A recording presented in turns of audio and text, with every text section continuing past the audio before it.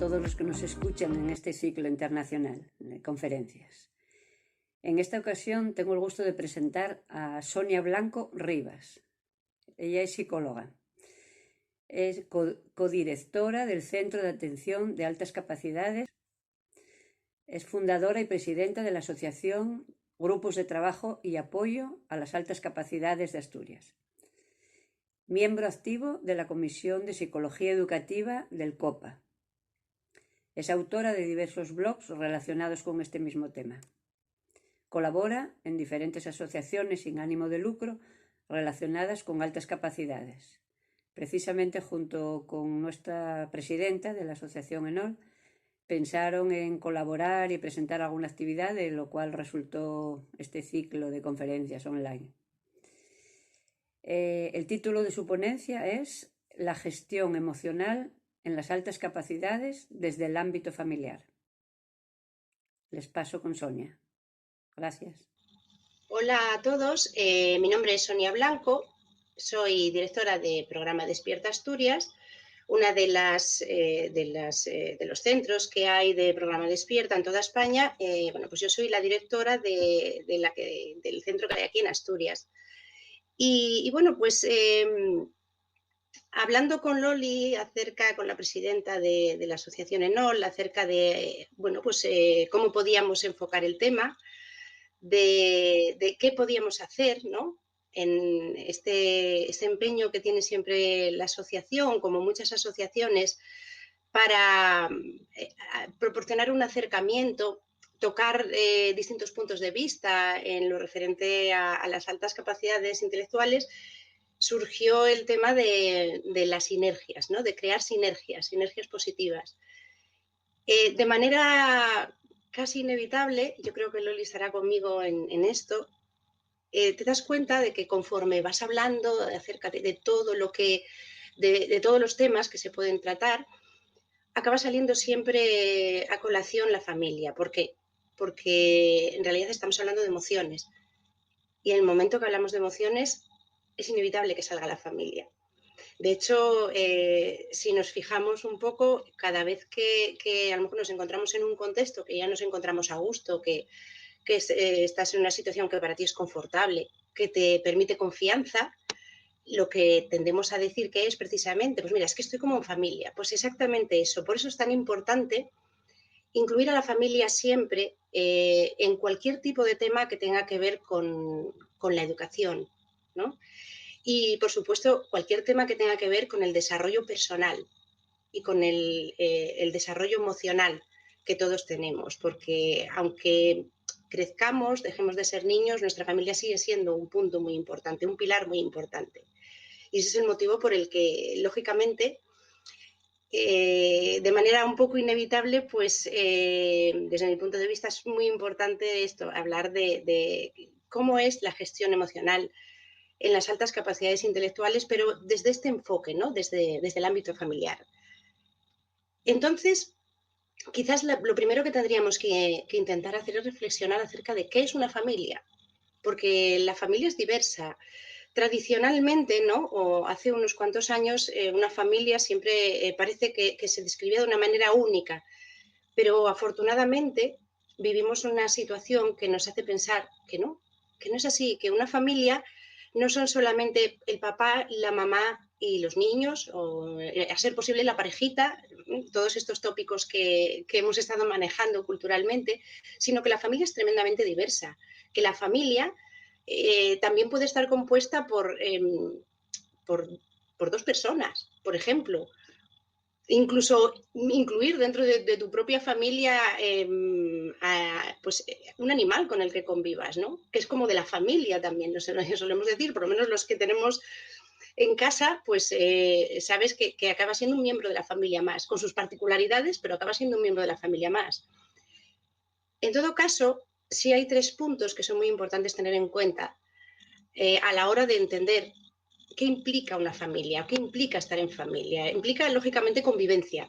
Quizás es el primer punto, lo primero que tenemos que entender, porque estamos compartiendo toda nuestra vida, el día a día. Eso implica compartir ratos buenos, ratos malos. A veces se complica un poco el tema porque todos necesitamos también a veces nuestro espacio, no sabemos cómo compaginar el tener nuestro espacio a título individual, pero al mismo tiempo estar conviviendo con otras personas. Pero fundamentalmente es eso, y es también el darte cuenta de que ahí es donde tienes realmente ese apoyo emocional, o donde deberías de tener ese apoyo emocional. Cuando tienes un mal día, que puede ser porque te ha sucedido algo o porque simplemente tienes un mal día o te has levantado con el pie izquierdo. Tu familia es ese punto de referencia en el que todos nos reflejamos emocionalmente. Y como decía también, cuando hablamos de apoyo emocional, eso es muy importante, pero desde luego no podemos obviar que también surgen conflictos en el día a día. Una serie de desacuerdos, de desavenencias que puede haber ocasiones en las que se nos complique esa convivencia un poquito más.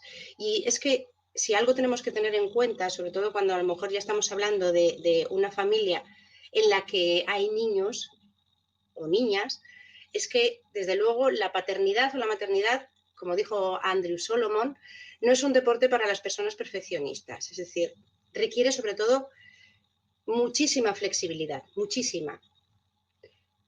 Sí es cierto que siempre tiene que haber unas mínimas normas de convivencia, pero son eso, normas de convivencia, que a veces se nos complica el tema cuando entendemos que las normas vienen siempre desde arriba, ¿no? Van de arriba hacia abajo, de tal manera que hay una persona que es la que pone las normas y los otros deben acatarlas. Ese sistema habitualmente falla, porque la maternidad o la paternidad, si algo te enseña, es que hay que aprender a utilizar bien el liderazgo. Es decir, papás y mamás somos líderes, ¿no? Somos el líder, los líderes de la manada. Pero, y lógicamente, como somos líderes de la manada, también tenemos más experiencia que nos puede ayudar o nos puede aportar muchísima información a la hora de colocar esas normas para convivir todos. Pero siempre tenemos que tener en cuenta a los demás, siempre. A esos niños, a esas niñas que conviven con nosotros. Y el perfeccionismo, yo creo que todos los que me estén escuchando ahora mismo y que tengan niños o niñas en casa, van a saber que intentar buscar un hogar perfecto con niños y niñas es imposible. Ya no solamente desde el punto de vista del orden físico, ¿no? Que no haya juguetes por todos los lados, por ejemplo, sino también desde un punto de vista emocional. Por eso requiere tantísima, tantísima flexibilidad. Luego, otra cosa que sí que me gustaría mucho abordar es que, hablando precisamente de la importancia de la familia, ¿no? Del contexto familiar, voy a hablar desde dos puntos de vista, ¿no? Unas necesidades que yo aquí he denominado necesidades de origen externo y que en realidad lo que tienen que ver es con, o a quien quiero dirigirme es a todas aquellas personas que probablemente también tengan su propia familia, pero están observando la tuya, ¿no? Desde fuera. Concretamente, pues bueno, me voy a remitir, o sea, me puedo referir a cualquier persona, pero en este contexto concreto me gustaría referirme al contexto más escolar, más académico, ¿no? Sobre todo especialmente a los docentes. Simplemente con pretensión de mostrar lo que quizás una familia en general, pero en esta ocasión, de manera mucho más concreta, una familia que tiene niños o niñas con altas capacidades intelectuales quizás pueda necesitar, ¿no? Por un lado, tal y como pongo aquí, lo primero que se necesita siempre es la comprensión, es comprensión. Y para comprender es inevitable intentar eliminar prejuicios, dejarlos fuera, porque los prejuicios es algo que nos ayudan a entender muchas veces un ambiente caótico, ¿no? No entendemos algunas cosas, entonces ponemos mucho de nuestra cosecha para intentar entender qué significa esa situación que estamos viviendo, ¿no? Pero a lo mejor, más que poner prejuicios, hay que comprender muchas cosas. Y por eso hay algo acerca de lo cual a mí me gusta mucho hablar, ¿no? Y es describir, que yo creo que es lo mejor que se puede hacer para intentar eliminar esos prejuicios, describir cómo es una familia normalmente, o cómo suele ser una familia dentro de toda la heterogeneidad que hay, una familia donde hay niños y niñas con altas capacidades, ¿no?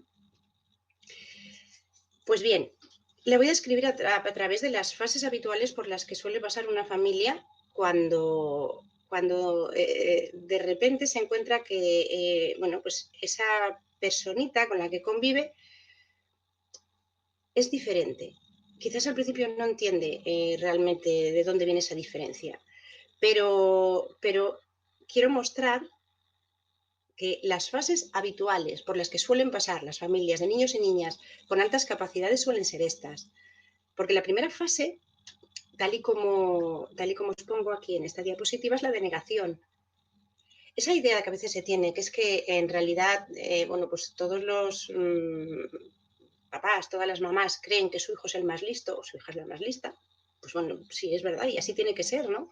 Pues lógicamente, para uno mismo, tus hijos son los más guapos, ¿no? Los más guapos y los adoras, los quieres muchísimo, pero es que aquí estamos hablando de otra cosa totalmente distinta.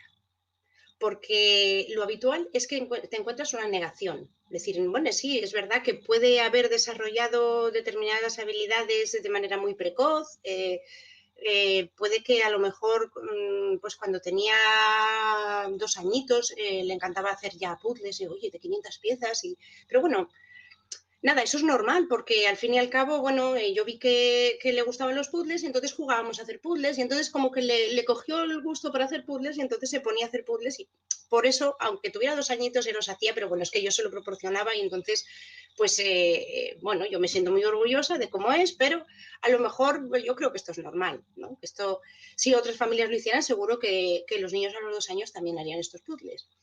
O estos puzzles, o por ejemplo, cuando a lo mejor a los 3 añitos empiezan a leer, muchas veces te sorprenden la manera en la que han empezado, se han iniciado en la lectoescritura, pues aunque te sorprenda, no se puede evitar tener esa sensación, ¿no? Que eso sí es muy habitual, ¿no? Tener esa sensación de que al fin y al cabo lo que estás observando o lo que te hace sentir lo que estás observando no es otra cosa más que un orgullo de madre.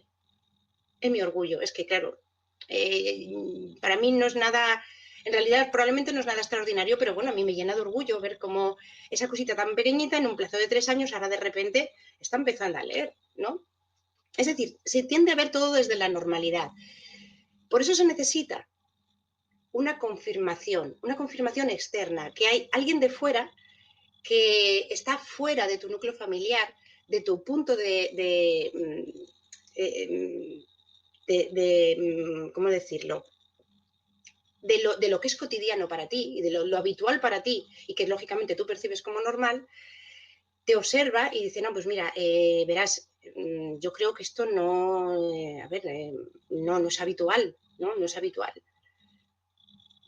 Esa confirmación externa te puede venir o bien desde algún familiar o te puede venir incluso también, lógicamente, desde un docente, desde un profe que de repente te dice, pues mira, yo creo que esto que estoy observando en tu hijo o en tu hija, pues no es habitual. O sea, llevo ya unos años siendo docente y te puedo decir que el hecho de que aprendan a leer a los 3 años de esta manera no es lo más habitual, precisamente. O que a lo mejor te digan, pues mira, no es que hable de la forma en la que habla o que utilice las expresiones que utiliza, o que te haga esas preguntas tan curiosas, ¿no? Con lo chiquitito que es, que tenga ya curiosidad por esas cosas, o esas preocupaciones, de repente a lo mejor una preocupación pues por la muerte o por cosas que desde luego esas preocupaciones se tienen pero bastante más adelante, no de manera tan precoz. Entonces, cuando alguien desde fuera te dice, mira, esto quizás no es lo habitual, quizás deberías, bueno, pues si lo consideras oportuno, pues que lo evalúen, o bien en equipo de orientación o un profesional externo, y entonces, pues bueno, que salgas de dudas. Vale. Ahora imaginémonos que se produce esa evaluación. Imaginémonos también bueno, que se entrega ese informe, y yo lo que sí puedo decir, por lo menos desde mi experiencia profesional, es que en la mayoría de los casos lo que se produce es una sensación de confusión tremenda.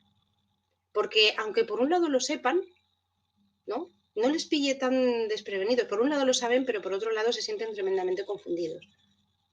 Y también es habitual que algunos se echen a llorar.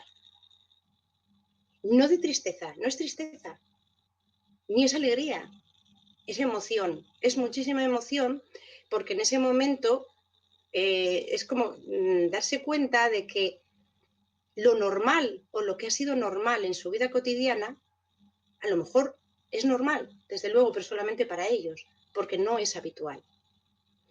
Progresivamente se va produciendo una aceptación de lo que tienes en casa. Y te acabas dando cuenta de que tu hijo o tu hija es exactamente la misma persona que antes de que te confirmaran externamente, pues que tiene altas capacidades intelectuales. Entonces se acepta. Y a partir de esa aceptación también comienza la lucha, aunque la lucha muchas veces empieza a lo mejor un poquito antes, ya incluso desde el punto de vista de la confusión, ¿no? La confusión es muy importante porque nos ayuda a colocar todas las ideas en su lugar, ¿no? Necesitamos estar confundidos para luchar para salir de esa confusión. Vale, pero esta lucha de la que yo hablo como última fase es algo que es una constante a lo largo de muchísimos años. Lucha para que exista más comprensión acerca de qué necesidades tiene un niño o una niña con altas capacidades, para que se entienda cómo es él o cómo es ella, qué tipo pues eso, no solamente de necesidades que tiene, sino también el cómo le viene mejor aprender, cómo en definitiva puede llegar a ser más feliz, que es la gran preocupación que tienen las familias en general. Luego, volviendo de nuevo a las necesidades de origen externo, ¿no? Pues las familias de niños y niñas con altas capacidades necesitan mucho apoyo, porque con esto estamos dando un paso más a la comprensión. No basta con comprender un tema, también es necesario que la persona a la que estás apoyando sienta que no solo la entiendes, sino que además te importa lo que te está contando y te importa lo que está viviendo. En ese momento, esa persona se siente mucho más acogida y tienes mayor probabilidad de que además se inicie la siguiente fase, que es precisamente la cooperación. Pero si pongo aquí de manera explícita que es un trabajo que debe ser entendido siempre en una doble dirección, es por lo siguiente. A ver, a veces manejamos mal los conceptos, o los manejamos de una manera equivocada. No porque, bueno, pues porque seamos malas personas que hacemos con mala intención, tenemos mala intención a la hora de enfocar todos estos temas, pero a lo mejor porque quizás nunca nadie nos dio a entender que lo que estamos haciendo no tiene nada que ver con ese concepto del que quizás estamos hablando, ¿no? Concretamente aquí, cuando hablo de cooperación, a lo que me estoy refiriendo es que, y sobre todo en doble dirección, es que la cooperación no implica que tú me digas lo que tengo que hacer y entonces yo hacerlo. No, implica que yo te puedo proponer algo, voy a escuchar también tus propuestas y vamos a trabajar en conjunto. Por ejemplo, hablando de cooperación, a mí se me viene a la mente un ejemplo, ¿no? Como cuando, por ejemplo, llega el momento de celebrar carnaval en el colegio. Entonces, yo creo que se entiende, me entienden muchas familias que me estén escuchando, probablemente entiendan qué es lo que voy a decir, ¿no? Cuando se va a llegar el carnaval al colegio y se pide cooperación de las familias, habitualmente lo que se pide es que saques tiempo de donde puedas, incluso de donde ni siquiera lo tienes, para dedicarte a hacer el disfraz para tu hijo o tu hija. Pero además hay ocasiones en las que no solamente tienes que hacer ese disfraz de manera creativa y como tú quieras hacerlo, sino siguiendo unas pautas muy concretas. Primero tienes que comprar este tipo de material de este color, luego tienes que recortar según estas plantillas, luego tienes que ingeniártelas, porque si no sabes coser, pues habrá que buscar otro método, pero si no, pues a lo mejor sí servirá poner grapas, si no poner grapas, pero tiene que estar distribuido de tal manera que acabe siendo una flor, por ejemplo, ¿no? Pero no una flor cualquiera, sino una flor que tenga estos pétalos alrededor de la cabeza y luego tiene que llevar un gorro amarillo, es decir, eso no es cooperación. eso es lo que en ese momento probablemente pueden estar sintiendo las familias, es que están haciendo un trabajo que no les corresponde. Sin embargo, aunque sí les corresponde, voy a centrar realmente en qué consiste la cooperación. La sensación que se tiene cuando la información va en una única dirección, es decir, cuando te dicen lo que tienes que hacer paso por paso y no tienes ningún tipo de posibilidad de decidir por tu cuenta, se acaba teniendo la sensación de que estás haciendo el trabajo de otra persona. No que estás haciendo tú el trabajo que deberías hacer. No sé si me he explicado, pero si queremos trabajar la cooperación, se puede hacer como, bueno, recientemente una profe que conozco yo, ¿no? ¿Qué cooperación solicitó, por ejemplo, a la hora de hacer una serie de disfraces? No era un carnaval, pero bueno, para hacer una serie de disfraces, pues solicitó ese tipo de ayuda a las familias y decir, pues mira, como hay un montón de trabajo por hacer, ¿qué os parece si nos organizamos para que 5 de vosotros vengáis un día, vengáis al aula y todos juntos vamos a hacer este disfraz? Echamos una mano todos, ¿no? ¿Y tenéis alguna idea que pueda servir para hacer esta careta del Rey León, hacerla de una manera, pues a lo mejor que sea más llamativa o más... Es decir, eso sí es cooperar. Porque cooperar sí que conlleva incluir dentro del proceso de decisión. Y eso es importantísimo, porque he puesto el ejemplo de disfraces que puede parecer un ejemplo banal, pero me puedo referir perfectamente a cualquier tipo de tema que tenga que ver con la educación formal de nuestros hijos e hijas, es decir, la educación que se lleva a cabo desde los centros educativos. No sé, en ningún momento se puede pretender, por supuesto, ejercer uno mismo de docente, pero desde luego sí se puede y se debe, porque somos una comunidad educativa. Educamos todos, educa la tribu entera. Y a colación de esto, antes de empezar a hablar del siguiente tema, que son las necesidades de origen externo, sí me gustaría que pudiéramos hacer un pequeño inciso para reflexionar acerca de esta situación que estamos viviendo, ¿no? La situación a la que nos ha llevado la COVID-19. La situación en la que, debido al confinamiento, muchos niños y niñas, todos los niños y niñas, de hecho, pues han tenido que realizar la educación online. ¿Qué ha sucedido? Pues lo que ha sucedido es que paradójicamente nos hemos encontrado muchas sorpresas. Hay de todo, porque hay niños y niñas que tienen muchísimas ganas de volver al colegio, volver al instituto para volver a reunirse con sus amigos y amigas, con sus compañeros de colegio, pero hay otros que han llegado a la conclusión de que les va mucho mejor así, porque han tenido capacidad precisamente para eso, para decidir y para hacer su propia organización. Yo me he encontrado bastantes familias y bastantes niños con los que he seguido teniendo contacto online también, que desde luego es lo que me están diciendo, que incluso se han llevado sorpresas muy positivas en el sentido de que de repente se organiza mucho mejor, se centra mucho mejor, incluso se relaciona con nosotros vía online muchísimo mejor. Por lo tanto, a lo mejor deberíamos también de hacer por eso quería hacer este pequeño inciso, hacer un proceso de reflexión, porque en qué hemos estado fallando para que haya tantos niños y niñas que resulta que les haya ido mejor online que de manera presencial, cuando realmente el ser humano somos seres sociables por naturaleza, somos seres sociales, necesitamos el contacto con otros seres humanos. Y eso nos lo puede proporcionar, por supuesto, también la escuela. Nos lo debería de proporcionar la escuela.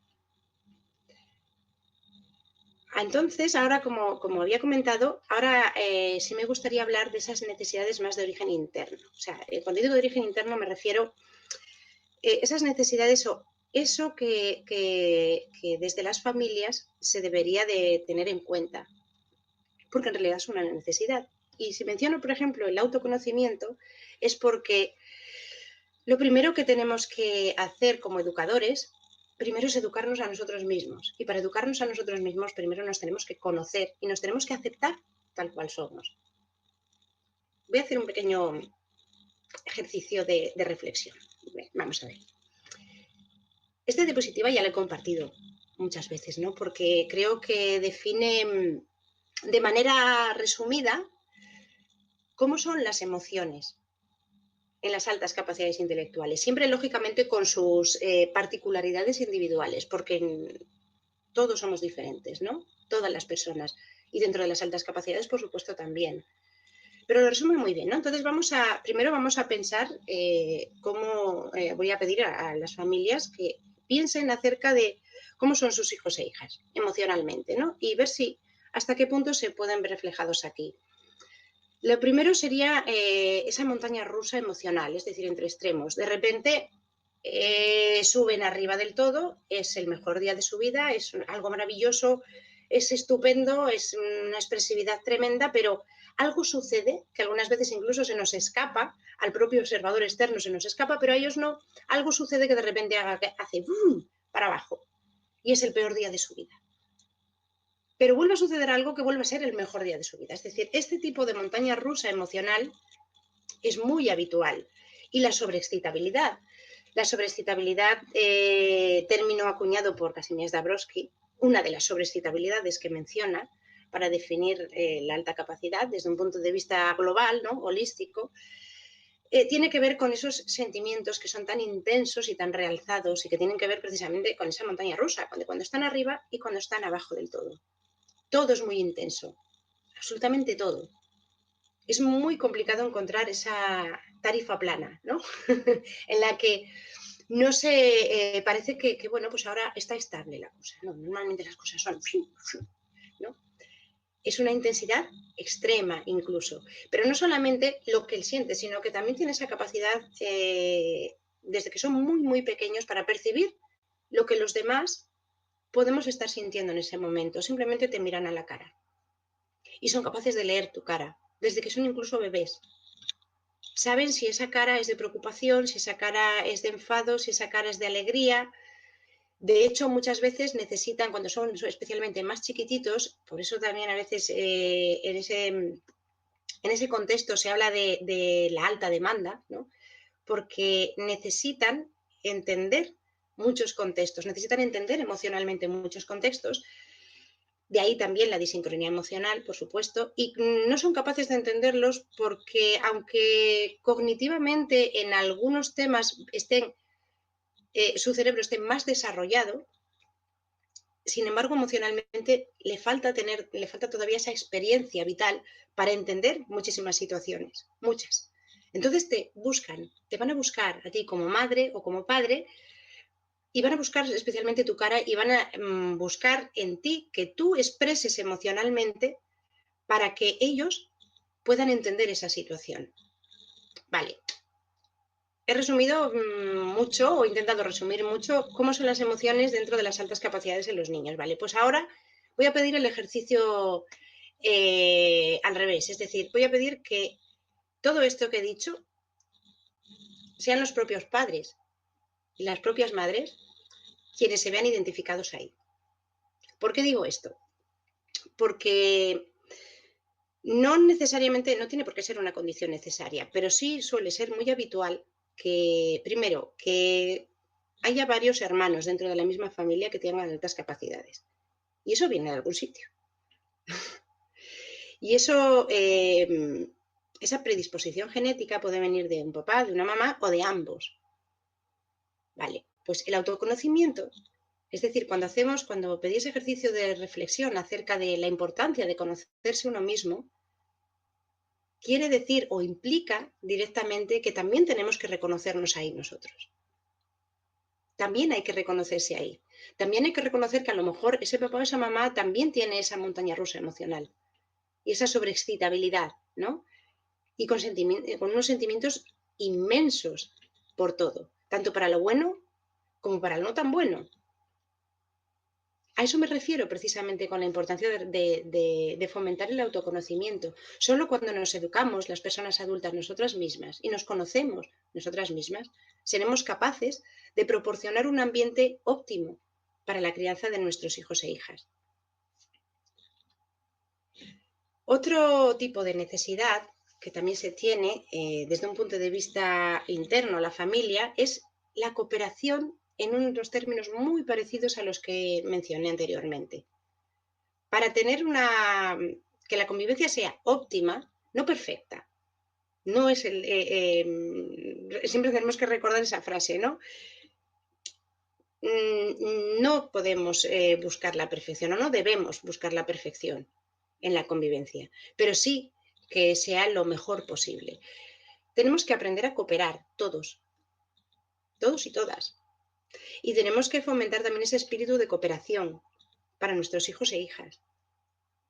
Tenemos que ayudarles a entender que en una convivencia no todo tiene que depender de una única persona o de dos personas, porque eso sobrecarga emocionalmente, sobrecarga muchísimo. De ahí que hay que entender también que habitualmente la mayoría de las familias de niños y niñas con altas capacidades viven las situaciones con mucho estrés, muchísimo estrés. No solamente por esa intensidad emocional que tiene en casa, sino porque a veces se siente impotencia. Y la sensación de no estoy haciendo las cosas bien y ese es el motivo por el que mi hijo o mi hija está mal, eso es devastador. Eso puede llegar a ser devastador. Por eso es tan importante fomentar esa cooperación para que dentro del núcleo familiar todos y todas seamos capaces de comprendernos unos a otros. Porque eso es precisamente lo siguiente que quería mencionar, ¿no?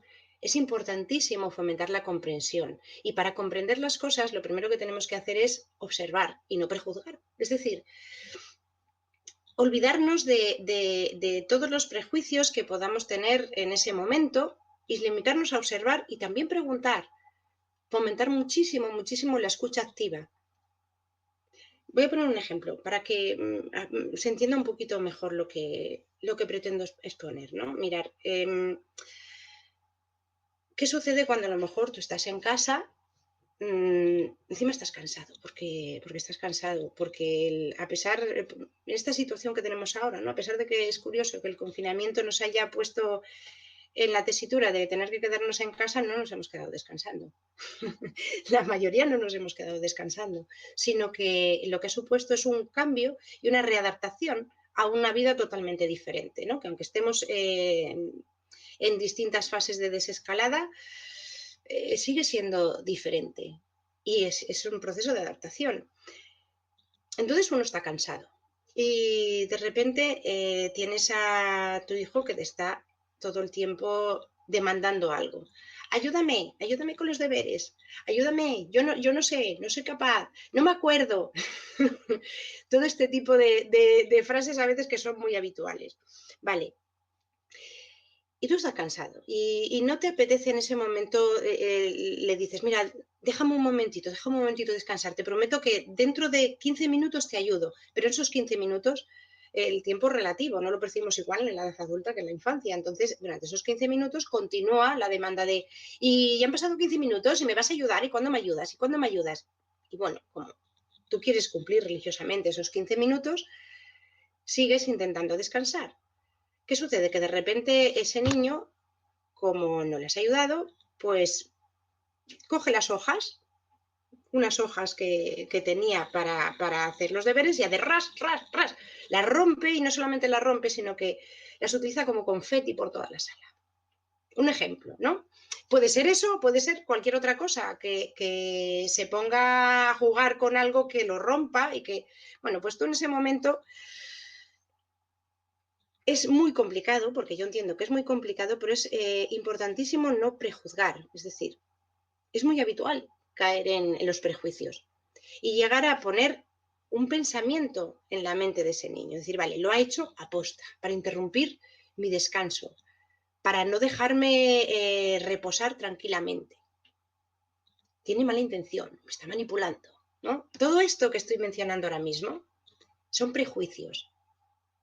Porque si realmente nos detenemos a observar un poco, no es que el niño o la niña sea, porque no le importemos, aunque le digamos que estamos cansados, da igual, no le importa, no le importamos nosotros, no tiene nada que ver con eso. Es que para un niño, para una niña, nosotros somos superhéroes. De hecho, una de las fases por las que tenemos que pasar todas las personas adultas es muchas veces romper ese mito de que nuestros padres son superhéroes. Y eso a veces genera una crisis, porque es necesario romper al superhéroe para aprender a querer a la persona. Pero para nuestros hijos somos superhéroes, los superhéroes no se cansan. O si se cansan, simplemente como Superman, es meterse en una cabina con la rapidez con la que se cambiaba de ropa y se ponía las gafas y se volvía a convertir otra vez en Superman, no, en Clark Kent, pues bueno, pues así de rapidez, ¿qué más da? O sea, eres un superhéroe. Es la noción que tienen de ti. Que si algo se rompe no pasa nada, porque seguro que tú vas a tener solución para arreglárselo. Pero no existe necesariamente esa mala intención que nosotros le hemos dado. No quiero decir con esto que cuando haya una mala actitud o un mal comportamiento, por ejemplo, esto que acabo de describir, pues que, bueno, como les comprendemos, les decimos que en realidad solo querían llamar nuestra atención, pues no hagamos nada. No, lógicamente hay que actuar en consecuencia. Pero la mejor manera de poder actuar en consecuencia de una manera efectiva es primero habiendo comprendido lo que ha sucedido. Porque nosotros estamos cansados, pero probablemente ellos también. Y probablemente tenía ganas de que le ayudaras a hacer los deberes para que los terminara pronto y poder descansar él también. Por eso es tan sumamente importante entender todo esto, ¿no? Y haciendo un poco así a modo de resumen, un poco global. Las familias lo que realmente necesitan es comprensión por parte de los demás y luego también aprender a comprenderse un poquito más a sí mismas. Que a veces cuesta mucho. Porque ese grado de autoexigencia a veces es inmenso. Porque si los niños y niñas piensan que somos superhéroes, a veces es porque nosotros les mostramos que somos superhéroes y que podemos con todo, cuando no es verdad. Mostrar las debilidades a nuestros hijos e hijas también es muy positivo. Cuando a veces se dice que no llores delante de los niños, escóndete. Lo que les estás diciendo es, o lo que les estás mostrando en realidad, porque los niños se acaban dando cuenta de que te encontrabas mal y que estabas llorando, pero ellos, la conclusión a la que acaban muchas veces llegando es que cada vez que se llora, o cada vez que uno está triste y quiere llorar, lo mejor es esconderse de los demás, para no preocupar. Cuando la realidad es que cuando uno está triste tiene que llorar, porque lo siente en ese momento y necesita expresarlo. Entonces, simplemente, y con esto ya concluyo, que prometí no extenderme demasiado, simplemente permitámonos el lujo de ser personas, de tener fallos y luego también exijamos nuestros derechos como familias. Muchas gracias.